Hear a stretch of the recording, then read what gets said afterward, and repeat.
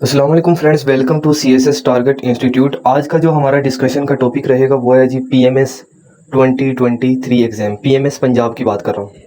सबसे पहले एस्पायरेंट्स के वो क्वेश्चन जो बार बार करते हैं उनकी बात करते हैं।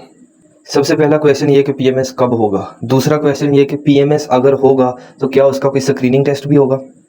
अच्छा जी, अगर स्क्रीनिंग टेस्ट होना है तो फिर वो कब होगा। क्या PMS इसी साल ही होगा। इसी तरह के और भी मज़ीद क्वेश्चन हैं जो पूछे जाते हैं। इन सब क्वेश्चंस का मैं आंसर इसी वीडियो के अंदर दूंगा।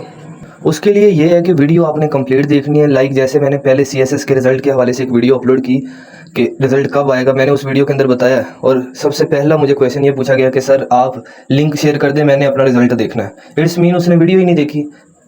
आपके जितने भी क्वेश्चंस हैं इसी वीडियो के अंदर क्लियर कर दिए जाते हैं। हाँ, कोई बात मुझसे रह गई है वो लाजमी पूछें, ठीक है, या जो बात समझ नहीं आई वो लाजमी पूछें आप। लेकिन कोई इररेलेवेंट ऐसा क्वेश्चन ना पूछें कि मैं वीडियो के अंदर बता रहा हूँ कि हाँ रिजल्ट कब आएगा और आप मुझे पूछ रहे हैं कि सर लिंक शेयर कर दें। तो इन सब के लिए रिक्वेस्ट यही है कि वीडियो को कंप्लीट देखें। आप देखें, जो PMS का स्क्रीनिंग टेस्ट है ना, इसकी जो बात हो रही है वो सिर्फ 2024 में आके डिस्कशन स्टार्ट नहीं हुई।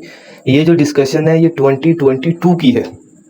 देखें, PPSC की जो ऑफिशियल साइट है उस पर, या जो ऑफिशियल आप कह लें कि कुछ CSP हजरात हैं जो एग्जैक्ट न्यूज़ शेयर करते हैं, उनकी तरफ से अभी तक इस हवाले से कोई भी अपडेट नहीं दी गई कि जो PMS है इसका स्क्रीनिंग टेस्ट होगा।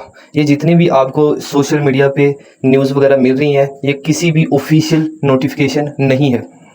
जैसे ही कोई अपडेट आएगी सबसे पहले ये जो ऑफिशियल CSP हजरात हैं ये शेयर कर देते हैं, या PPSC की वेबसाइट हमें खुद ही बता देती है कि हाँ ये काम तब होगा। अब क्वेश्चन ये है कि क्या वाकया ही जो स्क्रीनिंग टेस्ट होगा या नहीं होगा। इस पे सिर्फ मैं अपना ओपिनियन देता हूँ। ओपिनियन देने के बाद मैं आपको एक एडवर्टाइजमेंट भी शो करवाऊंगा जो कि PPSC की साइट पे 2022 में अपलोड की गई थी। मेरा ओपिनियन यही है कि PPSC का अगर स्क्रीनिंग टेस्ट होना है, ठीक है, तो क्या PPSC ने जिन लोगों ने पहले से अप्लाई कर लिया है क्या दोबारा साइट को ओपन करेगा। ऐसा तो मुमकिन नहीं है। अगर दोबारा साइट ओपन करेगा, फॉर एग्जांपल वो स्क्रीनिंग टेस्ट के लिए कहता है ठीक है आप लोग अप्लाई करो, तो जिन लोगों ने पहले से रिटर्न के लिए अप्लाई किया है तो उनकी जो फीसिस है उनका क्या होगा। ये वो सारी वो डिबेट है जो बाद में कोर्ट के अंदर होगी अगर ये ऐसा कुछ होता है। तो अकॉर्डिंग टू मी जो स्क्रीनिंग टेस्ट है इम्प्लीमेंट होगा, ठीक है, क्योंकि 2022 से PPSC ने कहा जी हमने PMS का स्क्रीनिंग टेस्ट लेना है। लेकिन क्या वो इसी एग्जाम के लिए होगा? अकॉर्डिंग टू मी नहीं होगा। ये मेरा ओपिनियन है कि वो ये जो 2023 का PMS है जिसके लिए एस्पायरेंट्स ने पहले से अप्लाई कर लिया हुआ है वो किस तरह से कंडक्ट करेगा, कोई ऑप्शन नहीं उसके पास। इसके बाद ये एक ऐड आप देख रहे हैं जो कि 6/1/2022 का है, जिसमें लिखा हुआ है summary for the CM subject का लिखा हुआ है introduction of screening test prior to written combined competitive and competitive examinations. यानी कि जो PMS का एग्जाम है इससे पहले जो स्क्रीनिंग टेस्ट है उसके हवाले से बात की गई है। ये सारी उन्होंने डिटेल दी हुई है, ये 2-3 पेजेस की है, मैं सारी की सारी आपको शेयर करूंगा।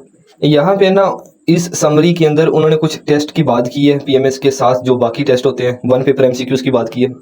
यहाँ पे मैं डायरेक्ट सेकंड पैराग्राफ की लाइन नंबर 6 या 7 बनती जहाँ पे लिखा हुआ है द नंबर ऑफ एप्लीकेंट्स। यहाँ से मैं पढ़ के साथ साथ एनालिसिस करता हूँ। The number of applicants for competitive examinations have increased over the years which requires large scale preparation for conduct of exam. PPSC कह रहा है कि पिछले कई सालों से जो कम्पिटिटिव एग्जाम के लिए जो नंबर ऑफ एप्लीकेंट्स है ना बहुत ज़्यादा बढ़ गए हैं, ठीक है, और उनको मैनेज करना हमारे लिए थोड़ा सा मुश्किल हो गया। और साथ ही लिखा है कि हमारे पास ह्यूज इंफ्रास्ट्रक्चर भी नहीं है, इन्विजिलेशन स्टाफ भी नहीं है, एग्जामिनर भी इतने ज़्यादा नहीं है। इसके बाद वो कहता है कि हाँ PMS के लिए बहुत ज़्यादा लोग अप्लाई कर लेते हैं, हम उसके मुताबिक जो है वो अपने इन्विजिलेटर्स जो है जो एक सुपरवाइज़र है वो हायर कर लेते हैं, लेकिन जो PMS के एस्पायरेंट्स हैं वो एग्ज़ाम के अंदर अपीयर ही नहीं होते मोस्टली।